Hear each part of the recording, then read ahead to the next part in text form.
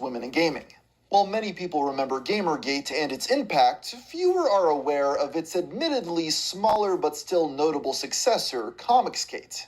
Many of the I'm aware of it. I'm Ethan Van Sciver. Hello, everybody. Let's take a look at this video and just go through it. I'm going to correct the tons of inaccuracies in this video real quick. I'm going to try to do it as fast as I can and make as short a video as I can for this 1 hour and 6-7 minutes runtime. Many of the events have been either poorly documented or lost to time. Deleted. But I have done my best to piece it all together.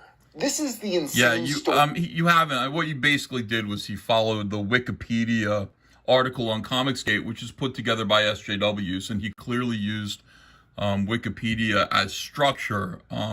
Now, Wikipedia contains a lot of things that did happen during the course of Comicsgate. Those of you who have been here for this, who have been here since 2017, know that, there's a lot more to the story than what this guy talks about, and then also what Wikipedia goes into, because Wikipedia was selectively thrown together by SJWs who are against Comicsgate. And so the events that happened in this video, that are depicted in this video, are not at all, most of them are not at all really that important to Comicsgate. They're just important to convincing people not to be a part of Comicsgate, perhaps. Fizzled out, it proved two things. One, Zach had ambitions in comics beyond just talking about them on YouTube. And yeah, I know. I think this is being set up as a way of saying, hey, Zach is only doing this maybe to get a job in comics. But Zach was already doing comics. He'd already done quite a few Kickstarter comic books. He had written comic books. And I'm not sure if he ever really had ambition and expressed ambition to work at Marvel or DC, although people assumed that he did. I don't know if he ever said that. But yeah, of course. I mean, I think everybody who reads comic books on some level wants to make comic books. It's just kind of a natural thing.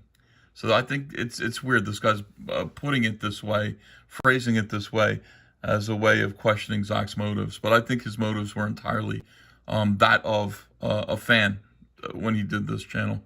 Two, he was able to rally a community behind him in a way Marvel's modern critics hadn't done. True. As the Diversity and Comics channel grew, more and more people decided to make their own videos in order to jump on Yellow Flash back then was a complete and total poser he still kind of is, but who was just imitating Zach's material to the point where he was actually destroying the comic books he was reading. Stuff that Zach did, that Zach innovated, that the people really kind of related to or laughed at. Yellow Flash tried to do too, but he did it really badly. He took a knife, he stabbed a female. I can't remember what comic it was. Was it She-Hulk?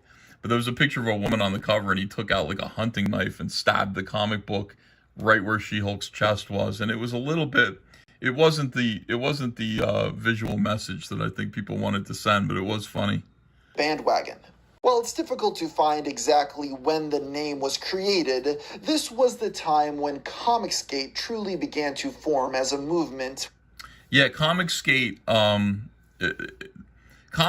was created by everyone. The name Comicsgate, because Gamergate had just ended, and Gamergate was largely seen, I will tell you, from the left's perspective, as a victory for the left. They saw the Gamergate guys as people who they'd convincingly portrayed as Nazis and bigots and white supremacists in order to silence them. The pattern was already established by Gamergate that anyone who opposed the incursion of the left into these hobbies could be defeated by, portraying them as, acolytes of Austrian men with mustaches who were former artists.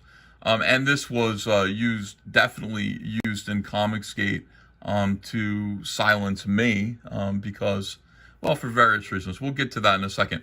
But Comicsgate was eventually a term wielded by the left to say, this person who is criticizing what we are doing is Comicsgate. I don't think there were too many people at the time who were calling themselves Comicsgate who were on the right. that didn't happen until later. Until then, like, people were seen as critics. They were calling themselves other things, but I don't think they were particularly calling themselves, referring to themselves as Comicsgate as a group. That just didn't happen back then. With actual people leading the charge, rather than just a disorganized group of disgruntled fans on social media. Aside from Zach, the most noteworthy creator by far was under the name Comic Artist Pro Secrets. This was a channel created by professional artist Ethan Van Sciver, who had previously worked for DC Comics. Can I get rid of this photograph? Is there any way I can take this photo off the internet? I don't know how poor me. Like, I just lost a ton of weight. And I was taking, like, I had no idea, like, I'm a guy who, like, stares at a piece of paper in the corner of my room all day. I didn't know what to do with my face yet. I didn't know how to kind of look normal. So look at this smirking. Oh, it's just awful. Anyway. All right. So, yeah, I created this channel, Comic Artist Pro Secrets, because back in 2016, 2017, after Trump had won his first election, and I celebrated his win, by taking a photograph of myself with a MAGA hat on and posting it like, yes, we won this time. That's how I felt. I was I was naive that there would be any kind of a pushback, because I really felt like I was saying very simpleton type things to my peers, like, hey, this is how America moves forward. Left foot, right foot, left foot, right foot. We need a Democrat and a Republican in tandem in order for real progress to be made. I mean, like, that is basic American, civics from the 1950s. But in 2016, that was not happening. They literally wanted me dead. They were howling for my blood, just like they were howling for the blood of all Trump supporters who right after the election. And I did see it. I saw them going, yeah, we're going to have to do something about Ethan Van Sciver. I heard from some professionals at Marvel who were talking about me, and some editors at Marvel who were talking about me. And I said, what is this? This is really strange. But I didn't think anything really was going to happen about it until, like, say, midway through 2017, when it really, the harassment, which is a term I use advisedly, reached a fevered pitch, and they were actively going back into my past and finding instances where I'd made a reference to Nazis, or I made a joke about Nazis, largely because being a Republican in mainstream comics meant they would call you a Nazi all the time, but they were doing it like out of love, I guess. I don't know.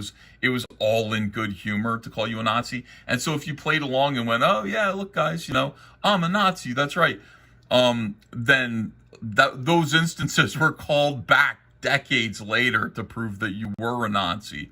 So I was in a really kind of tough spot. It was very uncomfortable because I didn't want to be portrayed that way. So I created my YouTube channel, Comic Artist Pro Secrets, in order to start building bridges between some of the left-wing creators who I felt were stirring up a lot of this trouble and trying to tamp down what Comicsgate was back then.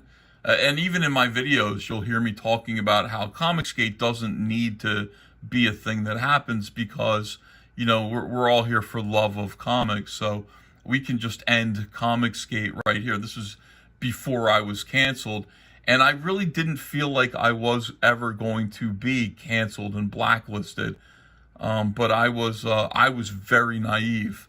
So that's what my YouTube channel was for. It was also just to get my voice out there. And, in a world where, being a comic book artist, you're sitting behind a desk in seclusion a lot of the time. It was an opportunity to engage with people on a personal one-to-one level and answer some of these charges, I guess is the word that you would use. So that's what that was for. The Flash, and Batman. What originally started as a place for Ethan to upload drawing tutorials soon evolved into similar anti-SJW commentary as his contemporaries. Yeah, I don't know if it was anti-SJW commentary. This here, you see I'm wearing a DC Comics hat. This here is me, again, doing another drawing video. I'm not doing a talking video about anything anti-SJW. In fact, it wasn't until much later, into 2018, where I declared that I was Comicsgate. People would say, "You're Comicsgate," meaning, you're a right-winger who is part of a problem, who needs to be purged. And after I was canceled, I took on that mantle. I said, yes, I am Comicsgate, and created a show called Comicsgate Live, which was, again, I mean, now it seems like, yeah, of course, like that's what Comicsgate is and always was. That's not the case. Comicsgate was not a group of right-wingers or right-leaning people or anti-SJW people. It was a slur used against us in order to marginalize critics of the woke left and sort of identify us as a group to be destroyed. So actually calling yourself Comicsgate was strange, but it's what I did after I was canceled.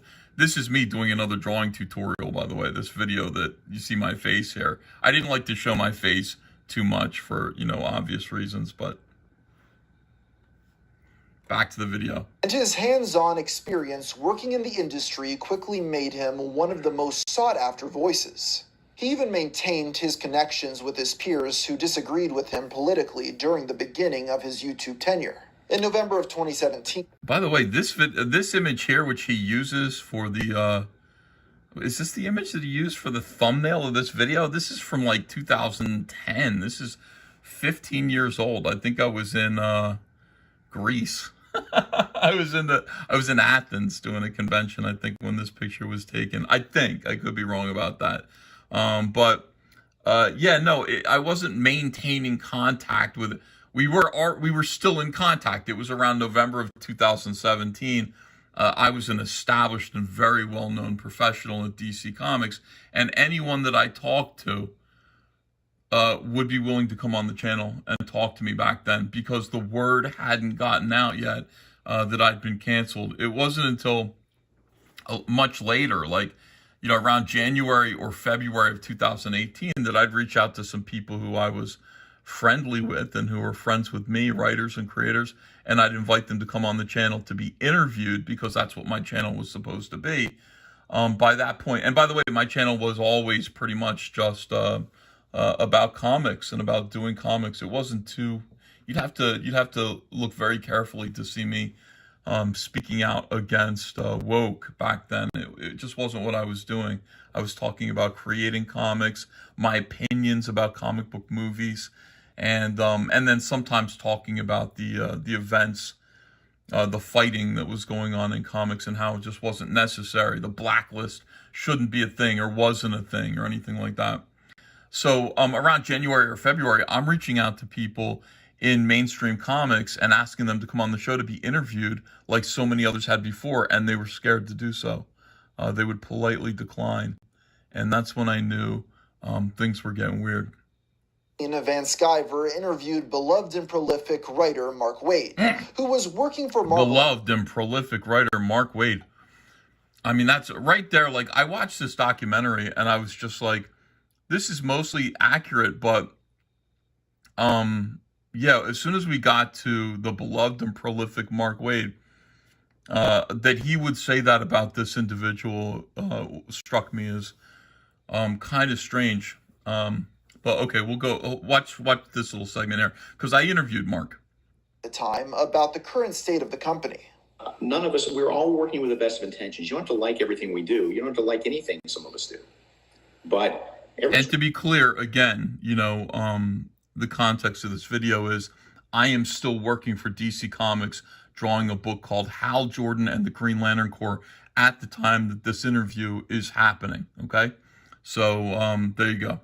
Working with the best intentions. No one, and I think you'll back me up on this, man, no one is deliberately making comics to piss you off. I'm trying to make money. Van Sciver. Right. Somebody said to me, like, this guy here putting that in there, he's trying to present you. I think John Malin said that he's trying to present you a certain way. Like, you're only in Comicsgate, in the movement to quote unquote make money. And I didn't look at it that way, because I'm thinking like, that was my answer to Mark Waid back then. Like, are we working at DC Comics trying to make comic books to piss other people off?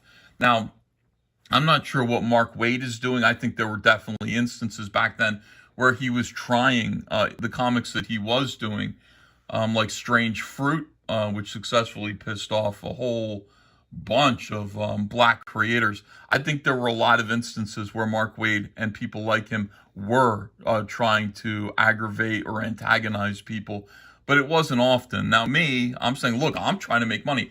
100% correct. I'm drawing Green Lantern, Hal Jordan and the Green Lantern Corps, which was a non-political, obviously, in every single way, except in the sense that there was a little bit of diversity there. There was an effort to put a little diversity into Green Lantern, which is why, I created Jessica Cruz with Jeff Johns, and, he created Simon Baz, who was a Muslim Green Lantern, with Ivan Rice.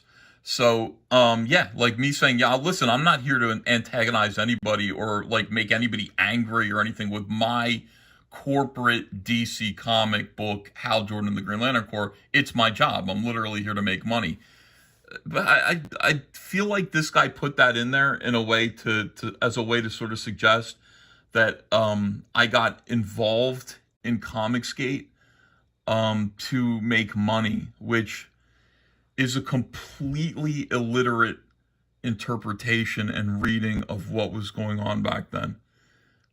Being involved in Comicsgate was the opposite of a way to make money. It was death. It was the end of your career. I mean, I had a healthy career where I was making somewhere between $200,000 and $300,000 a year drawing for DC, and being thrown out of that into a world where I was reliant on, I think, YouTube and maybe some commissions to make a living should I lose my job. Comicsgate was not like a great big plan to make a whole lot of money. It wasn't. It was just something that, it wasn't even like, it was something that I had no choice about. It wasn't something that I specifically chose. It chose me. I didn't choose it. They targeted me and chose to have me thrown out of comics. Here's an article from around the time that this was all going on. This is Bleeding Fool, February 4th, 2018, and I marked in my head the day that I was canceled and fired from, not fired, but DC Comics had a talk with me, and they were having talks with me all through this, where these kind of tweets were going viral. There was a series of activists who I came to understand were social justice warriors. And I didn't know what those were before. I heard people talking about being SJWs when I was in mainstream comics, but I didn't really know that there was a group, an underground group of people who worked in comics everywhere from on the professional level to retailers, who were in groups together, organizing and planning how best to implement progressivism in comics, and also to use cancel culture and the blacklist in order to remove some of their critics. And they targeted me, and I didn't even understand this. I had no idea this was going on, but it began the moment I voted for Trump. The moment Trump won, that's when this all started, and it took about a year to get me removed from DC Comics, which was entirely the goal. I mean, we've got this individual, Daryl Ayo, who I'd never heard of, but he was a retailer. He said, the same day we were here talking about Ethan Van Sciver's Nazi leanings, no, I don't have any Nazi leanings, I was at work checking out his original pages. And so he's like, look, Ethan's really, really good. Hooray. Rich Johnson's assertion that Ethan Van Sciver isn't a white supremacist because he's toned down his rhetoric is effing insane. This is the stuff that was going out all the time, and it was a discussion that was happening between a bunch of people who would copy this, and then what they would do, you screenshot it and then share it, so that way there's no tracking any quote tweets or anything like that, so you can't follow the trail of who was spreading this. And I started to see all these tactics go on. And this guy here, who was black, was basically complaining that I was harassing him. But all I was doing was saying, who are you? Why are you calling me a white supremacist? I'm not a white supremacist. You're harassing me. A Nazi's harassing me. So this blew up real big, but it was all part of the plan. I don't think anybody really believed that I was harassing this guy. It was just a means to get sympathy, to create a case against me. This individual, Tim Doyle, again, had a really good tweet against me, May 11th of 2017, that went viral, and this got retweeted all over the place. Like, I'm either a legit homophobic Nazi or pretending to be one. Either way, I'm no longer supporting him, with a bunch of pictures of tweets and things that I've made in the past, and my sketchbook that you'll see here. He'll show you this, and all this stuff kind of went super viral. Now, Bleeding Fool here is trying to defend me, and they're saying this is defamation. But their thing was, their plan was very clear. So anybody who thinks that, being a part of Comicsgate, and trying to join an effort to displant these people was a path towards money, is really cynical. Like, go sack groceries, you're done, Ethan. Like, this stuff was going mega, mega, mega viral. And DC Comics was seeing all this stuff, and this was at a time when they were in financial trouble and were trying to sell themselves to AT&T. So here's just more and more of this, like, Black's Hedrum, he, him. Is there a Bleeding Cooler Comics Beat or CBR article I can see in order to look? How do we stand on this? Like, Ethan being racist, Ethan being a Nazi, again, they were just, look at this. We're watching Ethan in real time. They're saying a prominent DC Comics artist harass a black cartoonist for days, and partner gleefully with a fan. That's Richard C. Meyer, who regularly targets abuse on trans creators. The question is anyone at DC Comics watching? PR, HR, editorial, Jeff Johns, they did everything they could to get me canceled for my politics. And the worst part of it is, and it worked, by the way, all of this stuff did work. See me trying to defend myself here ineffectively, because I just didn't even realize how big this situation was. But they were calling me a Nazi, and they were trying to get me removed. Somebody said, hey, I don't think what you're doing is right, to Mr. Van Sciver. This was his answer to that, the Daryl Ayo guy. So this was published February 4th, 2018, right before I was officially canceled. I didn't have a choice. I didn't go, oh, I can't wait to be a part of Comicsgate. It's just that simply being a vocal Republican in comics meant that they were going to force you into taking that position. And now, today in 2025, when, so much time has passed, that kind of thing is forgotten by guys like this who make videos and then just kind of imply that just because it turned out that I did make a lot of money, by crowdfunding my own comic books while a part of Comicsgate, that must have been the grand plan. It wasn't the grand plan. I would have liked to have been left at DC. Had been no stranger to controversy prior to his rise to YouTube prominence, though. Controversy. For years, comic book fans had criticized him for... So Rich Johnson, who runs Bleeding Cool, put out this article as a way to sort of Barbra Streisand effect this thing that I was a Nazi by saying he's not a Nazi. Obviously, you read that and go, what is this? Ethan Van Sciver, Nazi? He knew what he was doing. Edgy sense of humor and provocative imagery used in his work. For instance, he once released a sketchbook titled My Struggle, a winking reference to a certain Austrian painter. No, what it was a reference to was the fact that, I had taken Sinestro and given him a whole lot more gravitas as a villain and made him less of a kind of silly character. I kind of thought of him as Adolf Hitler, and I gave him a new look based on that, sort of, with that kind of a thing. On top of that, my peers, like Mark Wade, had referred to me in friendly terms as a Nazi in the past. I did hear other people referring to other individuals who were leaning right or perceived to be leaning right, like Rob Liefeld, as a Nazi. I heard leftists saying that about him. All this really strange stuff. during the George W. Bush years. This was happening. So, and this is my sketchbook containing drawings that I did all the way from the beginning of my career drawing comics all the way to current days. So I thought combining all of those things together under the title My Struggle as an Artist, was fairly clever and a little bit kind of subversive for a joke, but that's what my sense of humor is. They thought these people, I mean, I don't understand. To this day, I do not understand, like, A, what is wrong with this? Like, it's clearly a funny joke, but what would be the harm in this? Like, what exactly is contained in this book? I mean, if you have the book, you know it's just a bunch of drawings that could have been harmful, detrimental, or even anti-Semitic or racist. Absolutely nothing. This is just the empty-headed sort of gestures of the left at that time. Autobiography. Some critics even claim the signature he drew on the cover was meant to resemble a swastika. Does it? Does that resemble a swastika?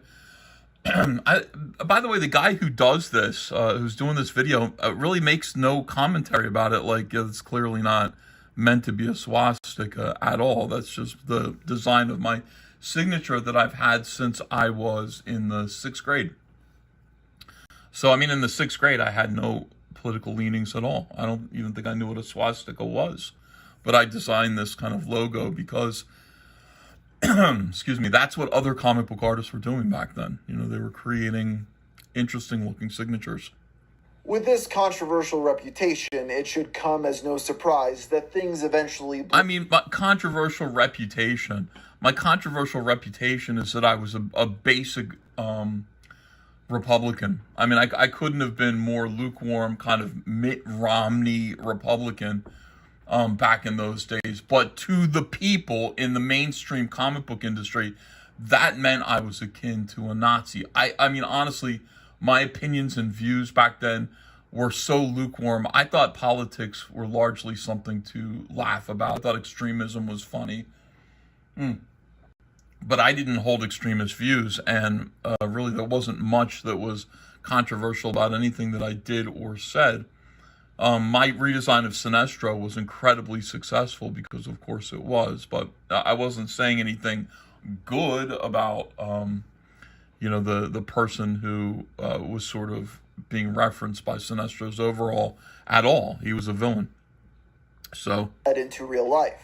In November of 2017, Ethan attended a fan signing event at Gotham City Pizza in Orlando, Florida. While things seemed to go well enough, the next day he posted to Twitter that the restaurant had been vandalized during the night. While there were no witnesses and no suspect was ever caught, Van Sciver placed the blame squarely on the SJWs, who were... Yeah, I received a bunch of weird death threats. Attacking him over... right before I went to this convention and this appearance... This was in November, so my YouTube channel was fairly new. I did this appearance at Gotham City Pizza, which was meant to be like a comic book / pizza beer place. And I was supposed to be there signing comics and drawing sketches for people. And this guy was like, I'll see you at Gotham City Pizza. He knew where I was going to be. And it went well. It went great. Billy Tucci was there. The place was filled. So there wouldn't have been an opportunity really for violence anyway if somebody was looking for trouble. But I went back to the hotel, and the next morning I woke up and the guy who owned the place said somebody had thrown a cinder block through his front glass door. And we don't know. You know what I mean? Like, do you know it was an SJW? No, but nobody broke in. Nobody took anything. It was an act of vandalism. It wasn't a, B&E or anything like that. And so coming hard on the heels of these threats that I was getting, it was like everybody knew that's what it was. You could feel that kind of negative energy in the air. November of 2017, 1 year after the election. It was the threats that I was receiving were ramping up, absolutely ramping up. Social media. As Comicsgate began to form into what it would eventually become, some people decided to come together to define what exactly they were fighting for. The administrators of the Comicsgate Wiki eventually came up with 5 modern trends they wanted to do away with. 1, the adoption of art styles influenced exclusively by progressive politics. This is 2, actually the pretty hiring good. of people based purely on their surface traits and oppressed demographic status. 3, the change or outright replacement of beloved classic characters in the interest of shallow appeasement, supposedly in the name of progress. 4, the elite attitude and purge of anything that is not progressive under the mantra of not progressive enough. And finally, 5, the rejection of honest criticism swept aside as harassment or discrimination. As these pro-Comicsgate influencers continue to grow, so did the comic book industry continue to... Again, when you're saying pro-Comicsgate, like, that isn't a thing. I mean, that just wasn't, like, Comicsgate was the conflict itself. Therefore, like, you know, anybody who was pushing back against the critics was also part of Comicsgate. Them ample material to discuss. Because yes, we've barely examined the tip of the iceberg when it comes to all the outrage-inducing comics Marvel published between 2015 and 20 years. Even with Alonso gone and all the beloved classic characters returned, people like diversity in comics, and Ethan Van Sciver continued their crusade.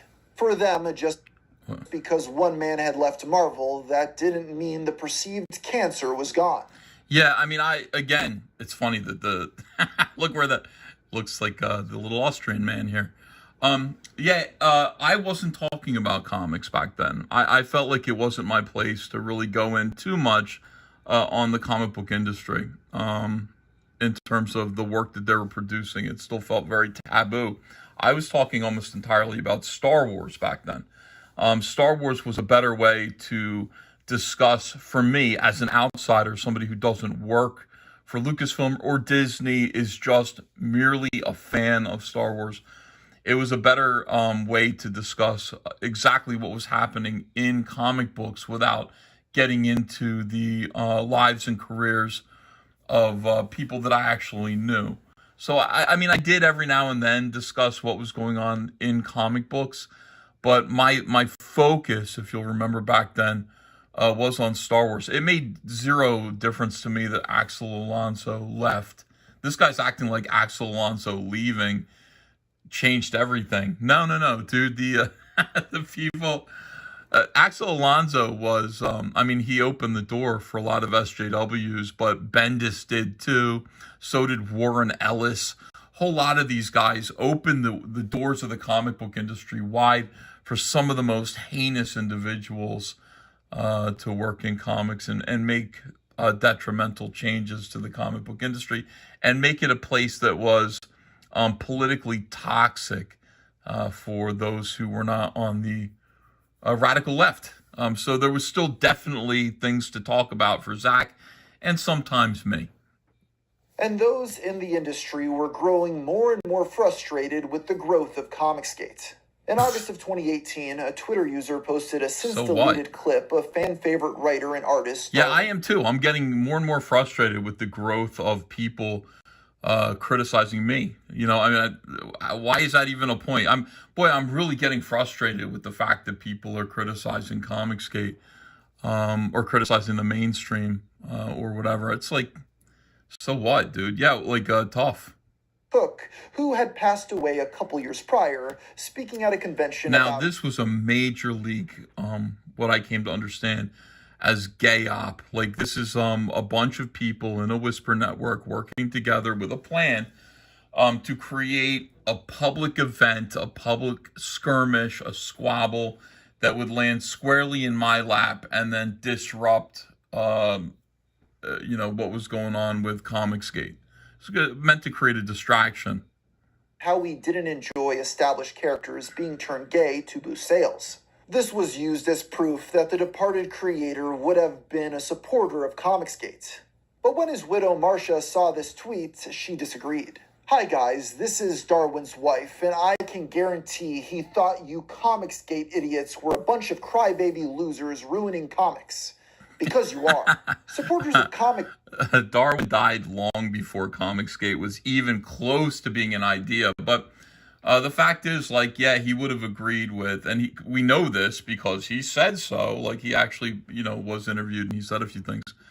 Darwin was not crazy about taking these characters, which were meant for children. I'm gonna try to convey his ideas as best as I can here, as faithfully as I can. Darwin saw comic book characters, superheroes, as characters meant for everyone, but including children. And so he did recognize that there was a harmful trend going on of adults adding adult themes, including homosexuality, to some of these characters that are meant for kids. And he did not like it, and he literally expressed that very idea, which comic skaters in 2017 would have most certainly agreed with.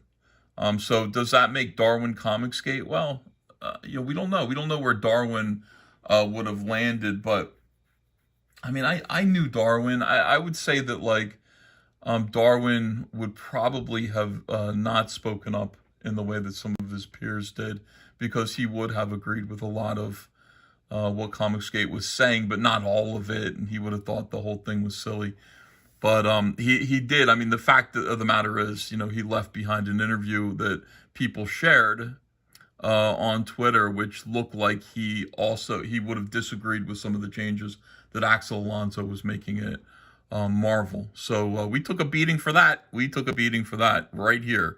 Nicest girl ever. This is his widow, who was saying that he hated us, but no, he never knew us. Comicsgate, Gate began going after Marcia for this comment, to which she continued to double down and clarify what her husband had actually meant.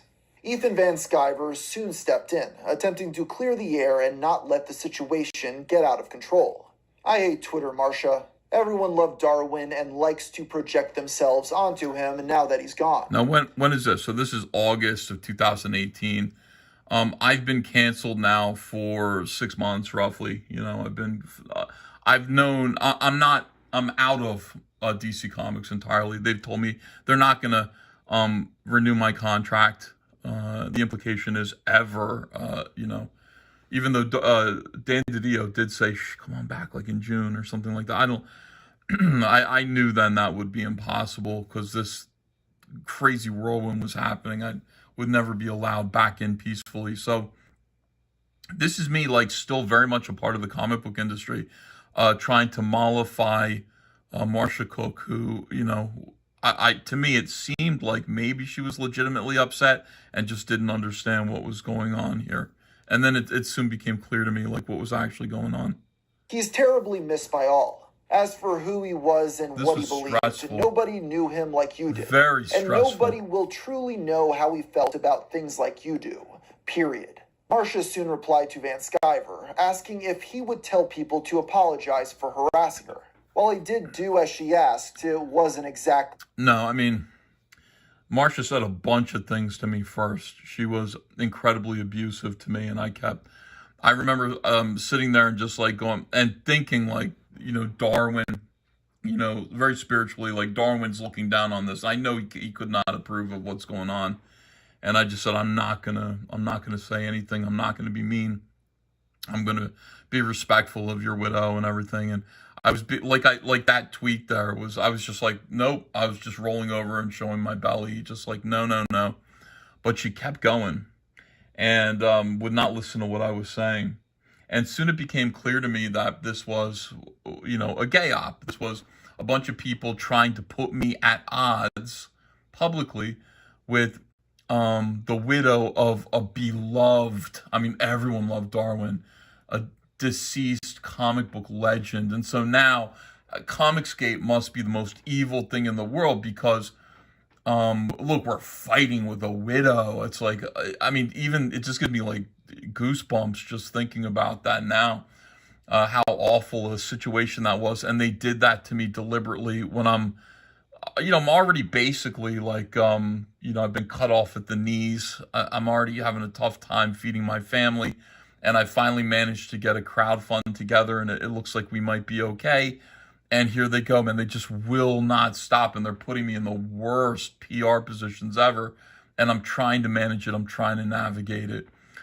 So she's like, get everybody to apologize. So now I'm supposed to turn to, everybody who is now declared themselves to be Comicsgate, which is something that I did as soon as I was fired. I said, you know what? I'm tired of hiding from this label Comicsgate.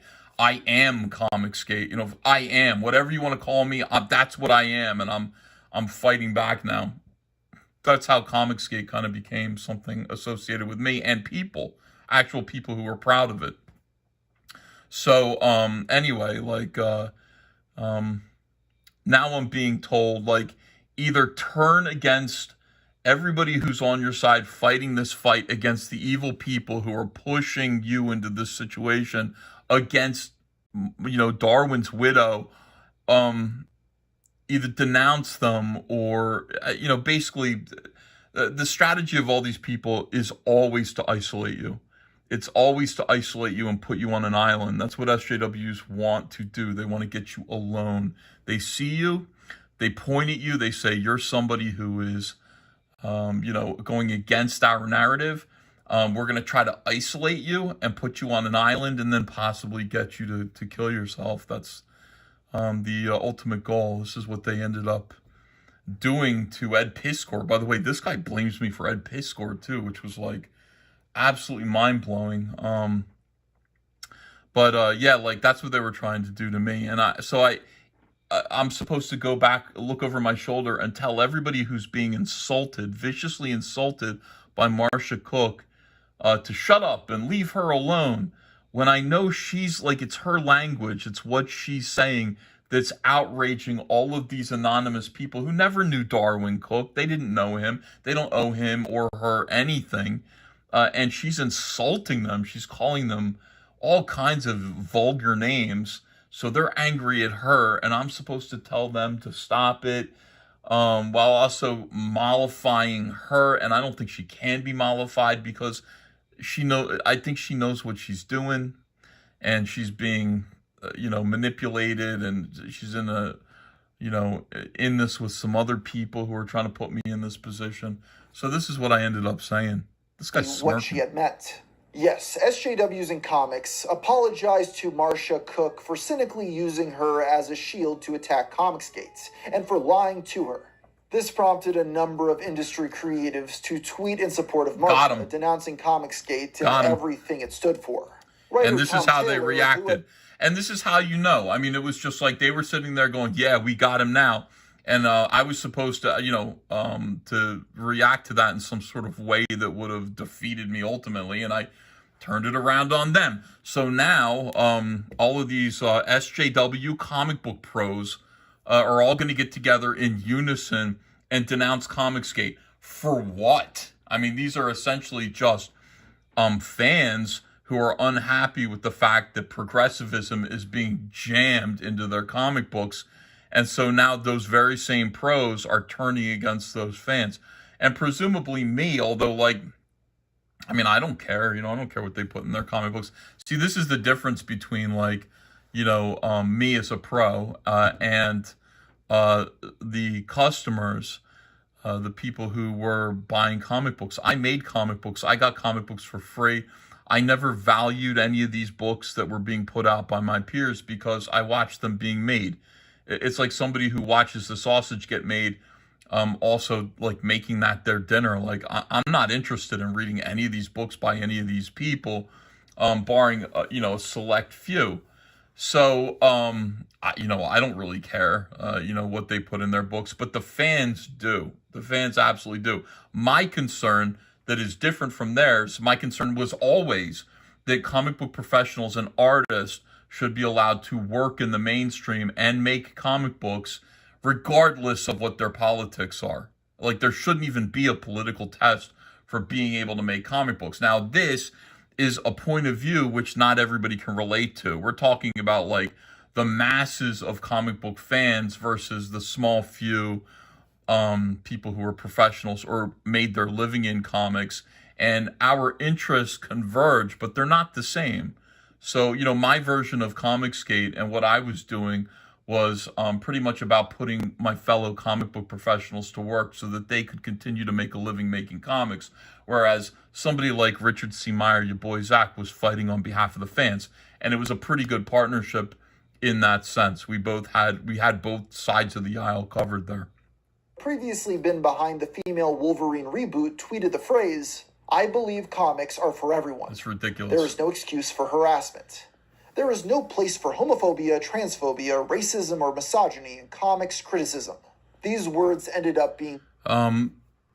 Yeah, I mean, this is silly. This is ridiculous. And they all repeated this because that's what these people do. They're mindlessly repeating, this nonsense.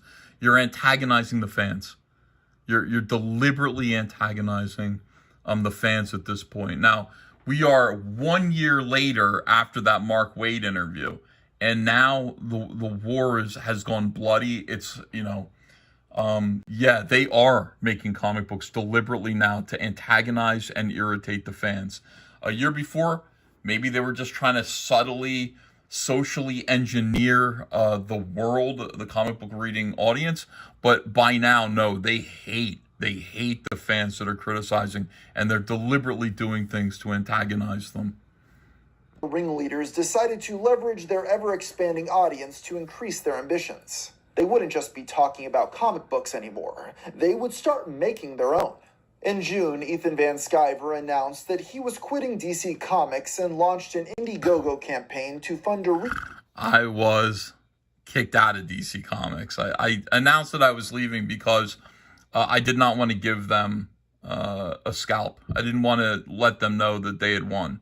I felt that if they knew that they had won, I would continue to be chased all over the internet. And I felt that also there would be other people who would become victims if they knew that they were able to get somebody like me, who was doing very well liked at DC Comics, and making a lot of money at DC Comics. If they were able to get rid of me, they'd be able to get rid of everybody. It would have just been terrible. So I just said, yeah, I'm choosing to leave. But that's not the reality. The reality is all of their pressure, all the media pressure, all of the social media pressure, it was too much for DC. And they told me they were going to have to let me go. I did. This was, by the way, I started doing Cyberfrog. I think I was going to launch Cyberfrog, was it in May? But it was immediate. Like I made plans to crowdfund comic books as early as November of 2017 when I was building my YouTube channel. I thought everybody should be doing that. Like all these people who were criticizing comic books and had these big YouTube channels, that was like a marketing network that you could easily make your own books. So why bother just criticizing them? Boot of his creator-owned series from the 90s, Cyberfrog. Now hold on a second. This was a rousing success. Yeah, it was a rousing success. How come you're only showing this number? This is the number right here. This is where this was our first campaign. Why is he showing this number? Is that USD? Yes, it is. Why? This is the number. That's weird. Like, I mean, I gotta say, I don't know this guy Gamer from Mars, but his attacks are very subtle at first, and then at the end of this video, he goes absolutely ham on me and just starts reciting these John Delarose talking points that are insane. I mean, for somebody who has this kind of a follower count to just say stuff like this. But yeah, it was a rousing success because my YouTube channel was already popular. People watched me get canceled. They knew why I was being canceled. They saw it all happen.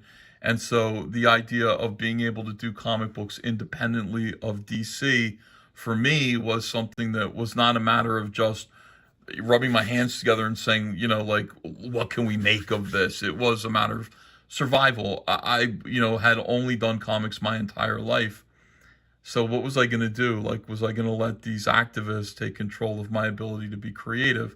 And fortunately, you guys supported me then and continue to support me so that I can continue to make comics. More than its initial $8,000 goal. This momentous achievement led to several other comic book professionals who were similarly dissatisfied with the state of the industry reaching out to Ethan in order to collaborate. Yeah, this is true right here. As soon as I had some success in crowdfunding, I thought, okay, we can make a difference here. This is going to work. And so therefore, those people who have been silenced for their politics, who want to do comic books and crowdfund with us can probably do that. They can probably work in comics and continue to create through this thing that we're building here. I had a show called Comicsgate Live, I called it. And on this show, like, we'd promote independent comic books and crowdfunded campaigns. Seems like everybody can participate here. Now, as soon as I started to do that, this guy turned up. On September 2nd, it was announced that Dave Sim, creator of the popular indie comic Cerebus, would be writing an upcoming Cyberfrog story, similar to Van's. So here's Dave Sim here. Now, I was not expecting Dave Sim at all. I knew Dave Sim from his essays, his anti-feminist essays, which I thought were delightful. I thought they were really funny and really great, very poetic. And I thought that he'd been canceled from comic books because of that. I thought for that reason alone. But it turns out that he had been canceled. So when he came to me and let me just finish this part. He came to me and just kind of said, a representative of his said, Mr. Sim would like to join Comicsgate. And I was just like, well, that's great. That's great. Had a talk with him and I said, well, my idea for you is, you could write and create a new character, a new IP, and then get an artist to draw it. I understand you're not drawing as much as you used to, so we'll find an artist that you like to draw your IP, and I'll help you. I'll crowdfund it with you. I'll promote it with you, and get it out there for you. And it's really weird. He said he didn't really want to do that. He wanted me to promote some kind of a sale that he was having for digital files of Cerebus, and I wasn't interested in doing that. That's not what Comicsgate was. To me, it was about continuing to make comics, to create new things. And then the other thing he said he wanted to do was write Cyberfrog. And I just thought, I told him, I said, Dave, I think you have me wrong. Like, I'm not, this isn't a Todd McFarlane Spawn situation where, I created Spawn and there's an opportunity for a bunch of people to do, Spawn work. That's not the way it is. This is my very personal project. It's limited in scope, really. It's just, it's my story. So, he said, well, why don't you just let me help you write it? Like, I'll plot it with you. I'll plot it.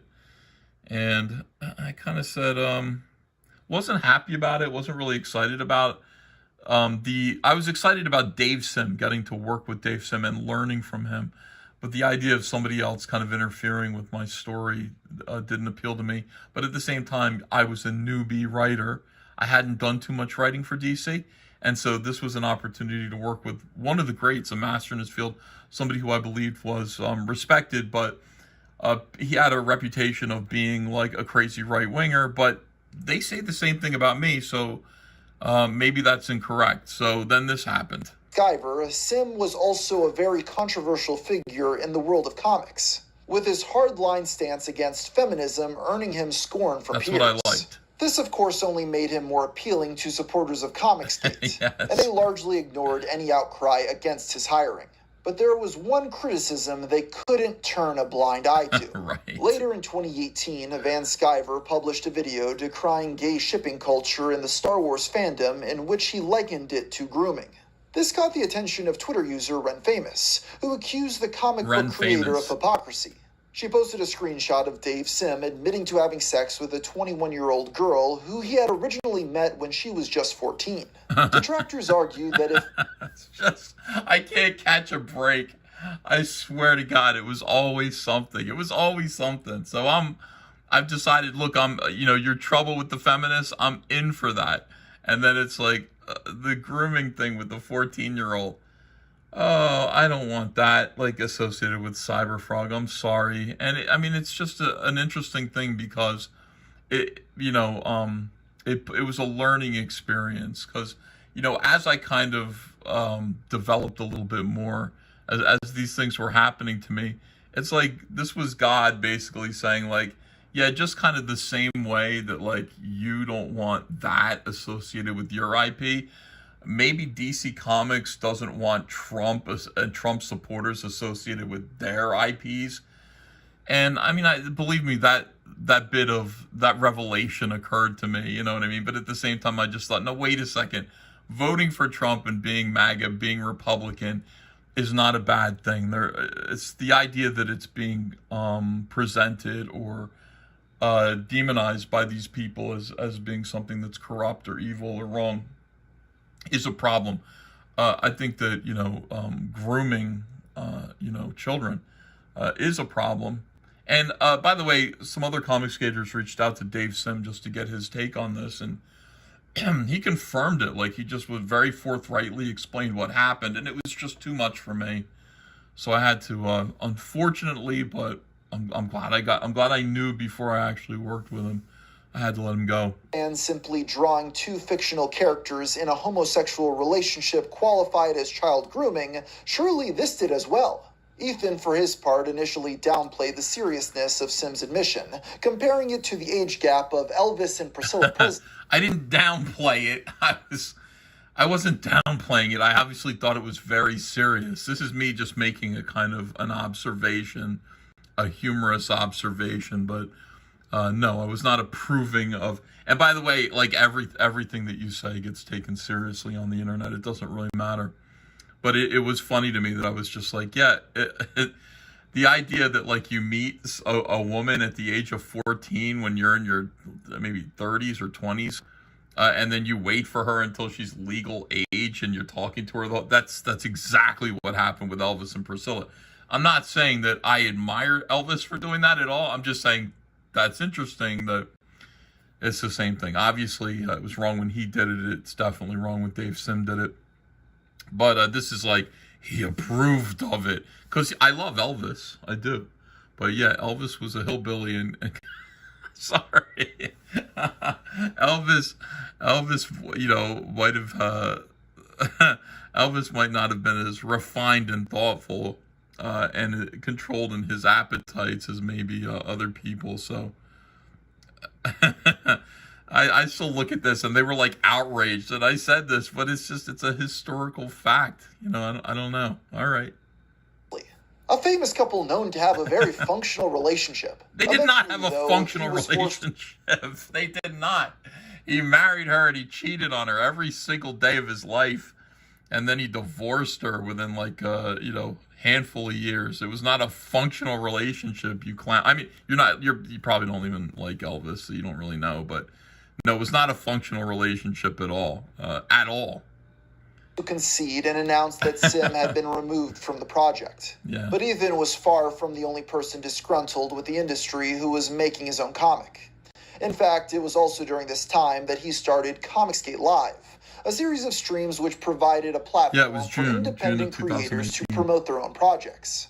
But there were other people outside his audience who had ambitions of their own.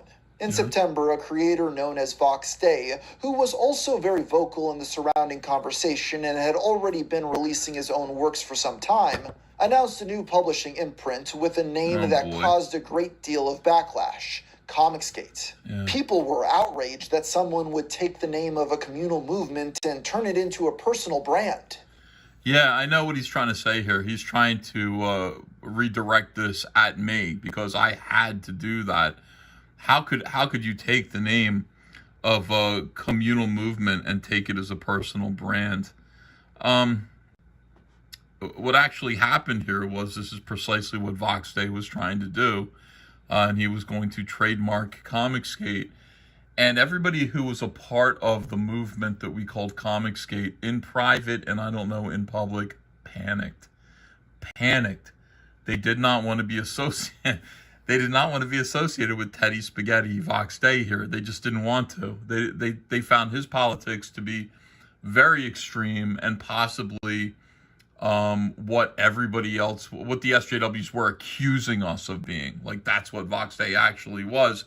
And so this just seemed, like I said, just over and over again, it's like, we're being tested and can't catch a break. So talking in private, it was somebody said, well, you have a show called Comicsgate Live, so you actually do have the right to trademark, to claim the mark Comicsgate as your own. So in order to prevent Vox Day from putting Comicsgate on his comics, which were, far right-wing, and Comicsgate didn't want to be far right-wing. We just wanted to sort of be against political discrimination entirely. So you could be like a liberal and be Comicsgate if you wanted to be. You just couldn't be a social justice warrior. And you had to kind of agree with our views on things mostly and our ambitions. But so I had a lawyer send Vox Day a cease and desist saying that he couldn't do this.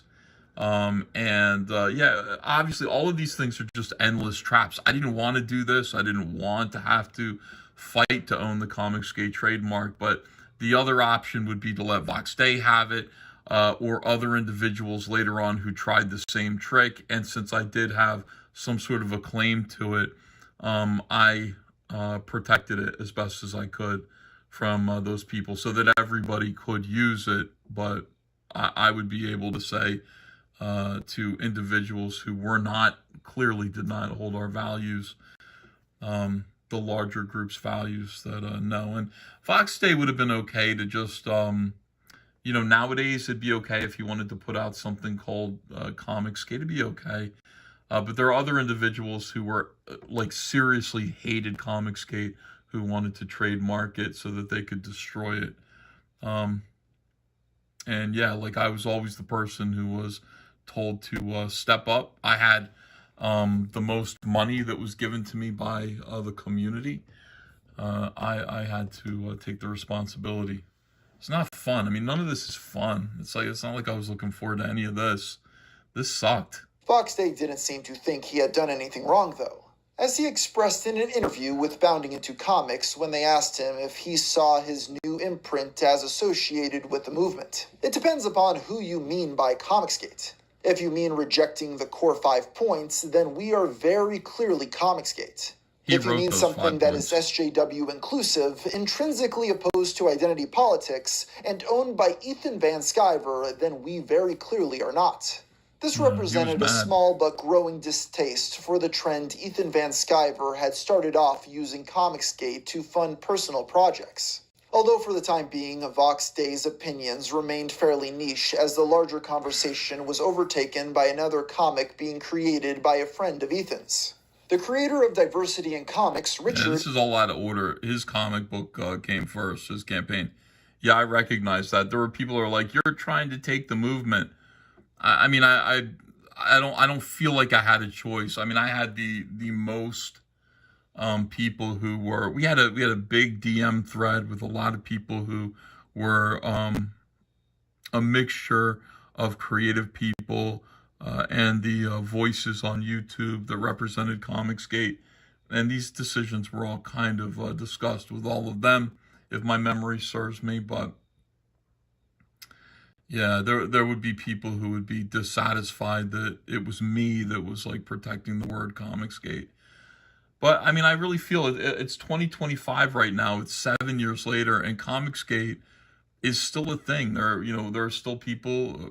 We're still making comics. There's still Comicsgaters. It would have died in 2018. What you're seeing here would have been the death of Comicsgate in 2018. Had I not intervened and had other people not intervened to protect it and to turn it into something that would be more important and more useful than just complaining about Marvel Comics. Announced his own project, Jawbreaker's Lost Souls, which was a great success on Indiegogo. After the campaign concluded, it was announced that the book would be released through independent publisher Antarctic Press. This isn't anything. This caused a large stir in the community. It was announced that the book would be released through independent publisher Antarctic I gotta talk about Press. This caused a large stir in the comic book community, with fans asking their local stores not to sell Jawbreakers or any other Antarctic book until they ended their deal with Richard. In response, a number of retailers... Yeah, I mean, again, this is the SJW tendency that we were pushing back against that made Comicsgate live and crowdfunding comics so very, very important. you were not going to be allowed to make comics. These people were going to stop Richard C. Meyer and his ability to just make a comic book and put it on the shelves. They thought they had the right to do that. And this is why Comicsgate, as a collective that supported crowdfunding and making comic books, needed to exist. Because like Zach went through a whole, listen to this. Facebook discussed their plans to boycott the comic, which the creator quickly caught wind of and posted a screenshot of to Twitter. Yeah, that's right. Keep in mind that the censoring in this image was... Yeah, Zach, so there are all these, it's another whisper network where people are sitting here talking about how, so are any of you publishers here the ones putting out the Diversity Comics book? I thought he was on Kickstarter. But if I'm wrong, I'll 1000% drag any publisher interacting with them in any professional, quote-unquote, capacity. So again, the guy's just trying to put out a comic book, and because he's criticizing the mainstream, they're going to stop him from being able to make a comic. Like, I understand pushing back and saying whatever you want to say, but it's way past that. It goes way beyond that. They try to stop people from making comics. And that to me is anti-art, especially this guy, especially Richard C. Meyer, should have been able to make his comics back then, especially him. Somebody who's criticizing the mainstream and saying that the comics that they're putting out are woke and they're garbage and they suffer from these repetitive, Mary Sue tropes. Somebody like him needs to make a comic book, all right? And it should reach more people. And maybe it's going to be better and maybe it isn't, but it's important that he do, I think. But no, for some reason... by the article, which archived the story, and Richard's post showed the names of all involved. And this was far from the end of the crusade, as he allegedly posted the information of multiple other stores that publicly refused to sell Jawbreakers. He did not. Leading to all of them receiving a slew of threatening messages. That was a lie. Although it's important to note he denies that specific claim, and I can't find any solid evidence to back it up. That's because it didn't happen. And see, this is the thing, like, right around this time in the video, here we are 55 minutes in, there's 10 minutes left to go. I'm watching this, and I'm kind of like, this video is pretty fair. Like, there's some weird things in it where he gets facts wrong deliberately, it seems like, or he's slanted to one side. But here, right in this moment, I'm like, wow, dude. Yeah, there's no evidence, and there wasn't any evidence then either. I remember this. I remember him posting that screenshot and saying these individuals are working in private to coerce, threaten, peer pressure other comic book stores not to support my comic book. So, I mean, it's one thing if like 3 people want to come out and say, we're not going to back this comic because we disagree with them. But it's another thing. That last guy says, I will 100% drag anybody who does. So in other words, there's going to be an effort, a whisper network effort, to peer pressure anybody who does, any retailer who does want to carry Jawbreakers is going to receive a backlash from these people who complain about harassment all the time. These guys are planning and orchestrating a harassment campaign against anyone who wants to support your boy Zach's comic book or at least give him a chance. That to me is intolerable. That to us was intolerable. They responded to this being called out the way that they were with a shriek that they were now receiving harassment, that Zach had published their addresses. That was a lie. I was there. It never happened. The reason you can't find evidence of it is because it didn't happen then. They didn't have evidence of it then either. But it's a lie. It's one of these things that, again, it's like, I don't know, he denies it. You think he's a liar? You think Zach just lies?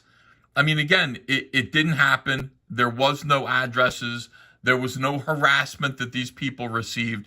That was all a ridiculous lie to make themselves victims while they were in the process of victimizing somebody else. And this guy, like, up until this point, I'm kind of like, okay, like, yeah, you're good here, you're skewed here. But that was crazy what he just did there. That was unethical. This behavior was seen to many in the industry as wildly unprofessional.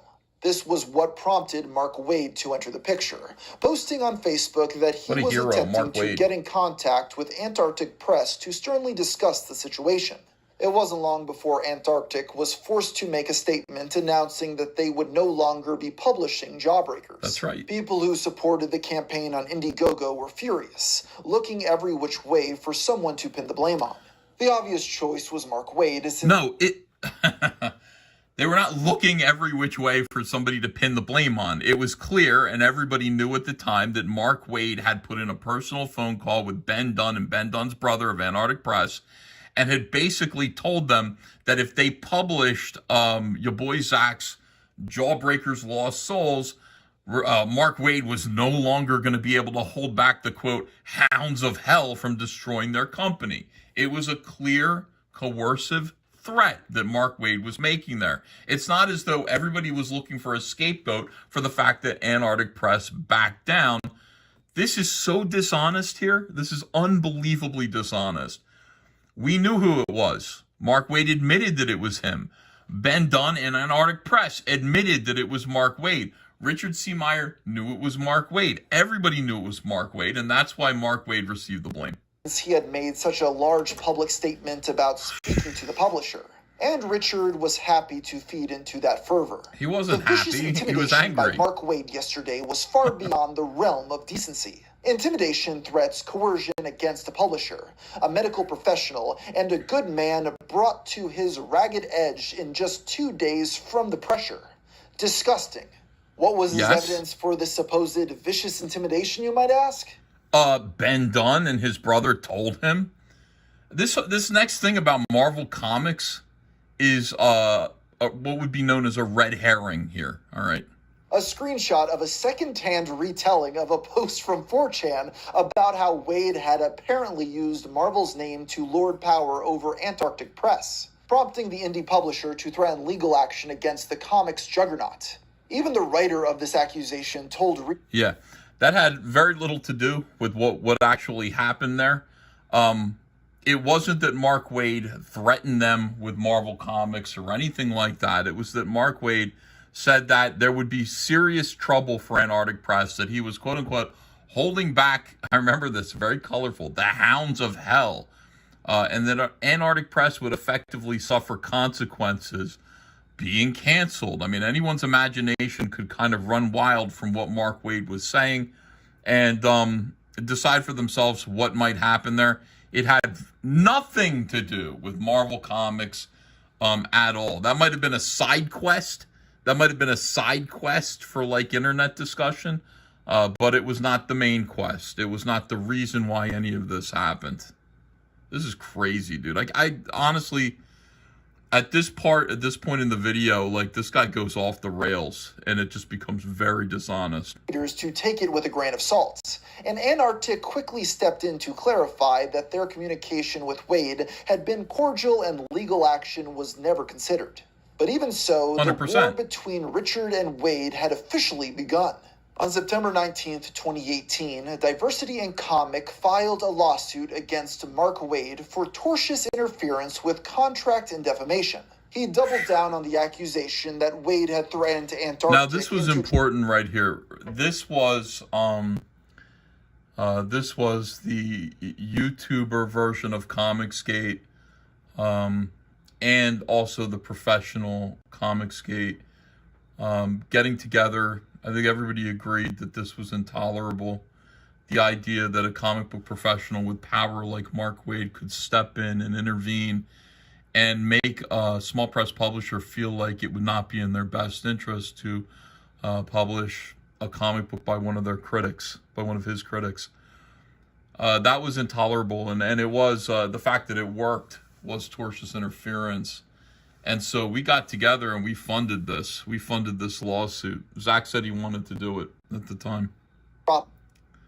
Jawbreakers and claimed that the prolific writer had but this was the beginning and this was really the end of the comic industry. Wade quickly hired a lawyer named Mark Zaid, who, despite what his name may imply, was not just Mark Wade representing himself while wearing a fake novelty mustache. He also started a GoFundMe campaign for his defense, which, thanks to the support of his peers in the comic book industry, managed to raise over $81,000. I mean, anybody who donated to this is shameful.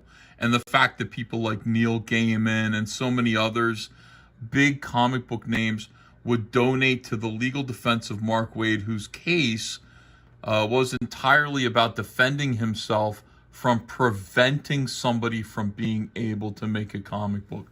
We should have gotten the Comic Book Legal Defense Fund involved, and I shouldn't have had to raise any money at all for Zach's defense. They should have taken up this very, very clear-cut case. And it is, to this day, I mean, in spite of the fact that, like, these people, I understand they hated Richard C. Meyer. I understand they felt like Richard C. Meyer had insulted them, et cetera, et cetera. But ultimately what this case was about was he wanted to just make a comic book. And the comic book was G.I. Joe versus King Kong, essentially. It wasn't political. It wasn't hurting anybody. He just wanted to be able to make a comic book and put it out and put it on the shelves. And these people actively colluded. One individual called up Antarctic Press and made the guy cry, literally made him cry with fear. He was scared when he was talking to Zach. Zach said brought him to the ragged edge because the guy was literally crying. Like, I'm afraid for my business. We don't make any money here. And then everybody pitched in $81,000 to support Mark Waid in making sure that one single individual couldn't make a comic book and there would be no legal consequences for that. It's disgusting.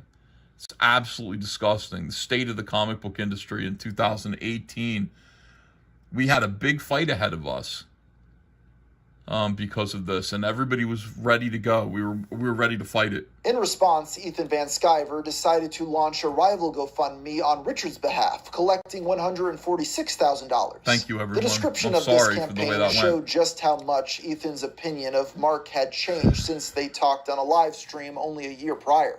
Yeah, I mean, of course, like a year prior, Mark Waid had not threatened my other friend's comic book publisher and gotten him to cancel his project. Well, I mean, what do you mean? This is wow. Ethan's opinion of Mark Waid had changed. Yeah, that's magic. You know, when somebody does something that incredibly disgusting and tries to ruin somebody else's career like that, he could have just, he could have just criticized. He could have just like made fun of Richard's comic. He could have just, done whatever it was. Say, this guy can't make comics. Look at him. His ideas are stupid. He could have done any of that stuff. Instead, what he did was he contacted every single avenue by which, and they did, by the way, you skipped the part where SJW's also contacted Kickstarter and got his campaign kicked from Kickstarter. So if it wasn't for Indiegogo, this book would have nowhere to be crowdfunded. No publisher, no source of funding. They did everything they could to stop this one individual from making comics because he was a critic. I find that disgusting. And yeah, like my opinion of Mark Waid, you better believe it changed from there. My opinion of a lot of these people changed. Mark Waid, a bully with a history of harassing those who disagree with him, took it upon himself to call Zach's publisher and interfere with the contract they had between them. He is at the very heart of the problem in comics. And we must not allow Richard Limited... So again, where did this come from? Mark Waid, a bully? In November of 2017, Van Sciver interviewed beloved and prolific writer Mark Waid, who was working for Mark Waid, beloved and prolific. The current state of the company.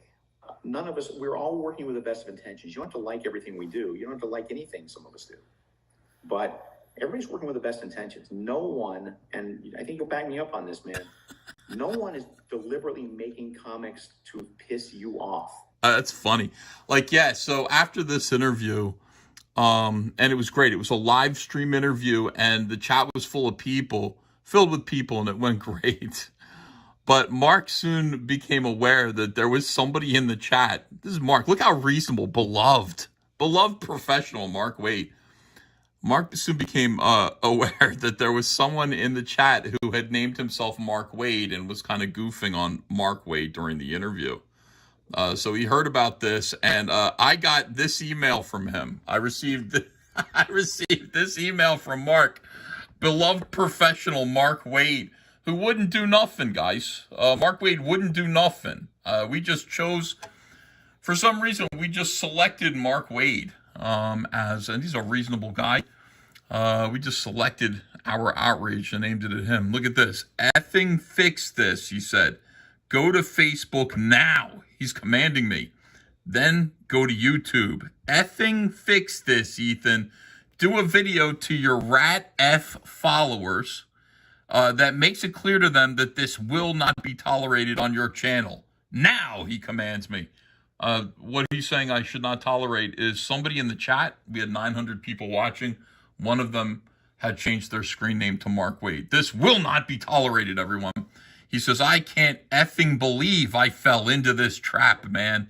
Everyone warned me. I'm sorry, everyone warned you about going onto my channel? But no, I had to go extend an olive branch to your FA followers. I regret it now even more than you can possibly effing imagine. That's this guy here. This guy is this guy. Oh, it didn't end there. It didn't end there either. So here we go. Here's more of this. He commands me again in another, I think this is through email, because he also sent me Facebook messages. Make a video for your channel, making it abundantly clear to your followers that this sort of shit will not be tolerated and does not help. You cannot tell from this that it's a troll account. F those guys, Ethan. F them with a rusty chainsaw. Sorry that one guy effed it up for everyone trying to build bridges, but I'm out. I know it can happen anywhere at any time, but it happened here and now for a reason. Because Meyer, Richard C. Meyer, and Cummings, that's Captain Cummings, former YouTuber, not mentioned in this video, and his F-Tard Brigade encourage that sort of shit every effing day. And don't tell me they don't. The main reason I got so much shit for my cap quote was because one of their vids spun it and deliberately incited fans to come after me. I really am out. There's no point to trying to build bridges. I just don't have the patience to deal with mongrels anymore. Sorry, he says. And then this. One of your a-hole followers created an impersonation account to have me slag off your fans in the comments. I've already reported it for impersonation. But that's not enough to shut down the damage, he says. And imagine getting this email that says, effing fix this from Mark Wade. Imagine this guy works for you. And you're getting messages like this. It's crazy. This is the mainstream comic book industry. And then over on my Facebook mentions, my Facebook messages, I should say, like DMs, are they called? Private messages from Mark Wade here. Fix this now. Just like the way he has, like, you know how he'll have, like, some of his characters speak with different word balloons and each word is like a period after it, like for emphasis. This man... I'm supposed to, guys, stop making impersonation accounts in the chat. Stop calling yourself Mark Wade. He says, effing fix this. I'm leaving for the airport in a mother effing hour. And this is the last effing thing I need to be happening right now, Ethan. Your followers are effing a-holes. They're effing monsters. I'm about 30 minutes away from filing a complaint to have your entire account suspended, Ethan. Which is exactly what these mother effers want. Fix this. And look at my reply to him, by the way. It's like, this, where is it? Oh, there it is. This tirade isn't okay. You owe me an apology.